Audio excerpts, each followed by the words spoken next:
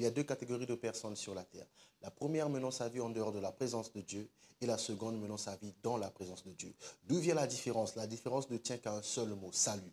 Le salut est un appel que Dieu lance à toute l'humanité et toute personne qui y répond favorablement passe automatiquement de la première à la seconde catégorie. Le salut est justement l'objet de notre entretien. Je suis Simon Oko et nous allons étudier ce concept en profondeur afin de permettre à ceux qui sont dans la seconde catégorie de s'installer encore plus confortablement et aussi d'attirer encore toute personne qui se retrouve encore dans la première catégorie pour satisfaire le cœur de Dieu qui aimerait disposer d'une seule et même catégorie, celle des gens de la maison de Dieu. Alors on s'installe car nous débutons tout de suite.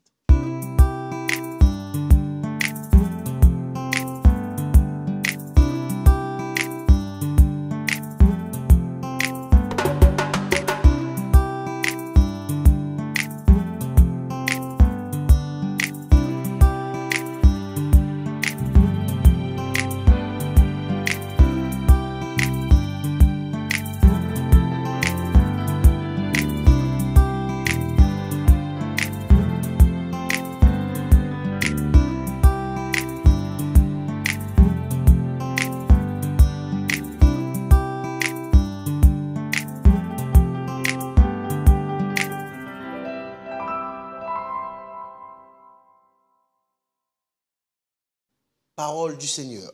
Jésus étant entré dans Jéricho, traversait la ville. Et voici un homme riche appelé Zachée, chef des publicains, cherchait à voir qui était Jésus. Mais il ne pouvait y parvenir à cause de la foule, car il était de petite taille.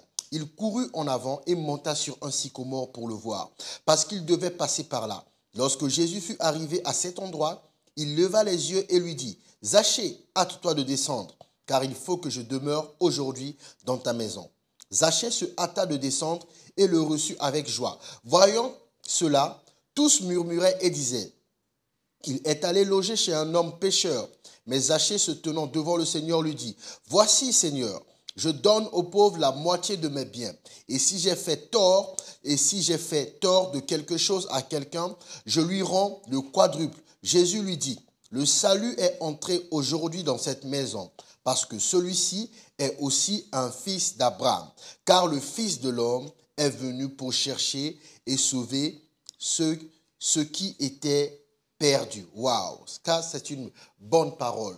La semaine passée ou les sessions dernières, nous avons commencé à aborder des thèmes importants. Nous abordons la rencontre du Seigneur Jésus avec différents types de personnes, différents types de personnages pour nous encourager à aller vers ces personnes. Et après avoir abordé, étudié en profondeur la rencontre entre le Seigneur Jésus et Nicodème, aujourd'hui, nous allons débuter une mini-série où nous allons parler de la rencontre entre Jésus et Zachée. Et sur la base de l'écriture que nous venons de lire, il y a plusieurs points que nous pouvons tirer comme leçon. Voici le premier point pour cette session.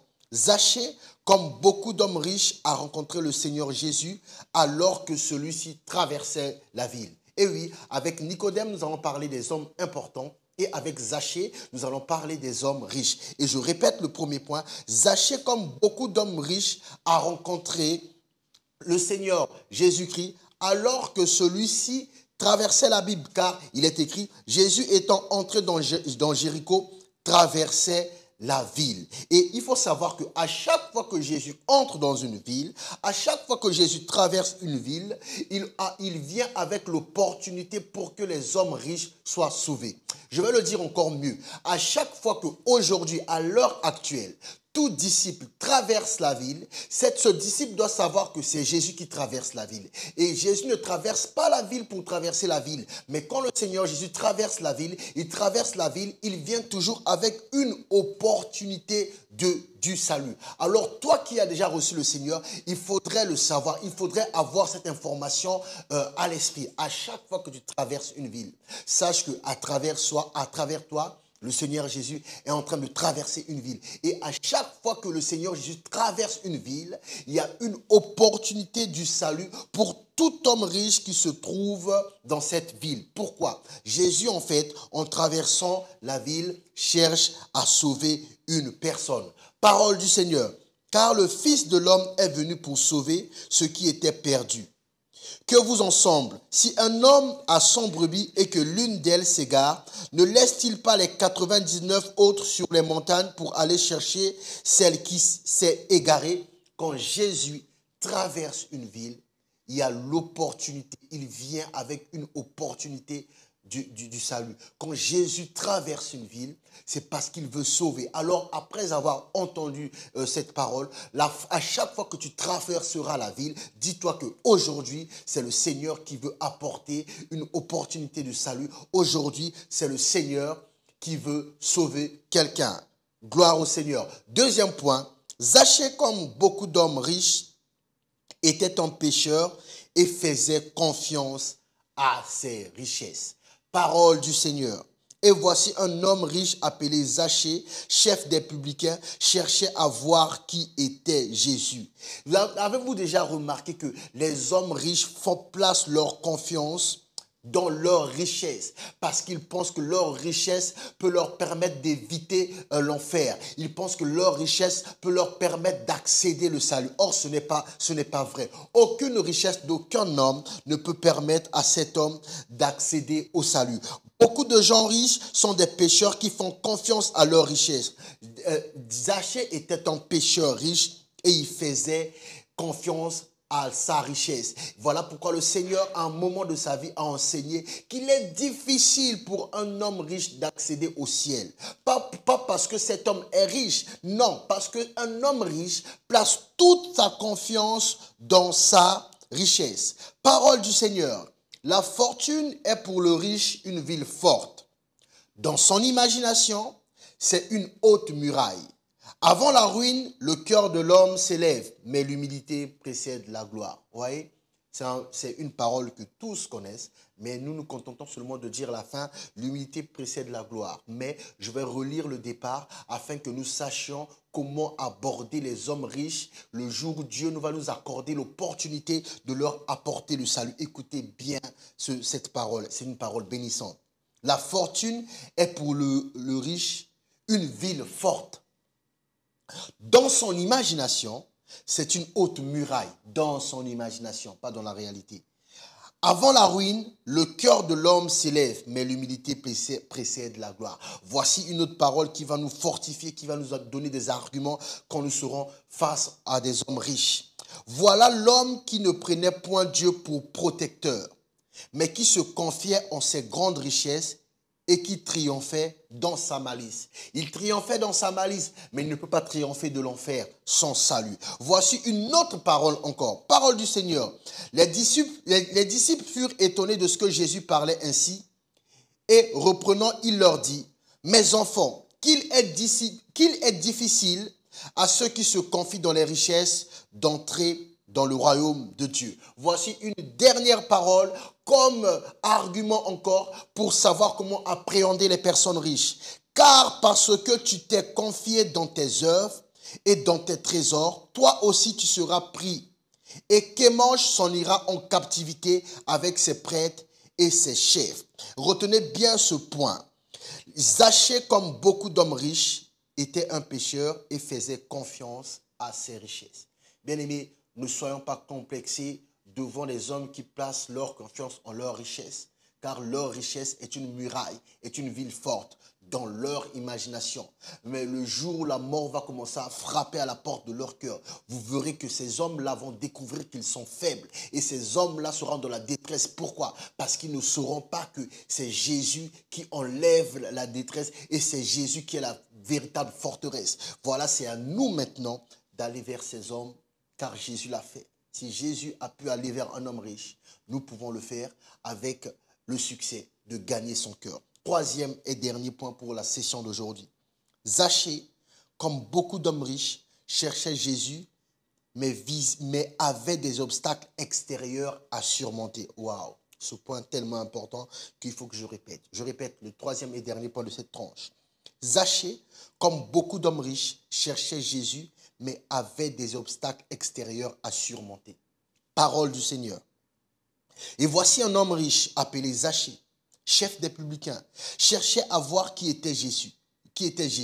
Mais il ne pouvait y parvenir à cause de la foule, car il était de petite taille. Vous voyez, la foule était un obstacle extérieur à surmonter pour Zachée, afin d'atteindre Jésus. Zachée cherchait à voir Jésus, mais avait des obstacles qui l'empêchaient de le voir. La foule de personnes qui grouillaient autour de Jésus devenaient des obstacles extérieurs qui empêchaient Zachée de voir Jésus. Parce qu'il y avait des milliers de personnes, Zachée ne pouvait pas se rapprocher du Seigneur. Bien aimé, il existe de nombreux obstacles extérieurs qui empêchent les hommes riches d'atteindre Jésus. Il existe de nombreux obstacles extérieurs que les gens doivent surmonter afin de recevoir le Christ. L'obstacle externe peut être un petit ami. Un petit ami peut être un obstacle externe qui empêche une personne d'accéder à Jésus, d'accepter Jésus. Comme aussi une petite amie peut être un obstacle externe. Okay? Un parent éloigné, un parent proche peut s'ériger comme un obstacle externe. Okay? Parfois même le travail peut empêcher une personne de connaître le Christ. Ok, mais quel que soit l'obstacle, vous devez le surmonter et entrer en contact avec votre Sauveur. Et c'est ce que Zachée a fait. Il est grimpé sur un sycomore pour surmonter les obstacles externes. Je déclare sur ta vie qu'à chaque fois que tu vas aborder un homme riche, cet homme aura la sagesse et la capacité de pouvoir surmonter tout obstacle externe qui l'empêche d'accéder à la seconde catégorie. Les obstacles se tenaient entre lui et le Christ. Mais il a tout fait pour surmonter ces obstacles. Que cela soit également ton partage. Il est monté sur un sycomore. Pourquoi? Parce qu'il y avait des obstacles externes. Qui faisaient quoi? Qui bloquaient sa vision. Comme ça bloquait sa vision. Il avait besoin de voir. Il avait besoin de voir. Car celui qui voit, il y a l'espoir qui naît dans son cœur. Parole du Seigneur. On dira, frayez, frayez, préparez le chemin. Enlevez tout obstacle du chemin de mon peuple. Enlevez tout obstacle du chemin de mon peuple. Toi qui sors dans la rue pour aller apporter l'évangile, pour aller apporter le salut, sache que tu es en train d'appliquer cette parole. Et la grâce contenue dans cette parole t'accompagnera toujours. Voici une autre parole du Seigneur. Que toute vallée soit exaucée, que toute montagne et toute colline soient abaissées, que les coteaux se changent en plaine et que les défilés étroits en vallons. Alors la gloire de l'Éternel sera révélée et au même instant toute chair la verra, car la bouche de l'Éternel a parlé. Voici une dernière parole encore pour te fortifier, toi qui regardes cette tranche.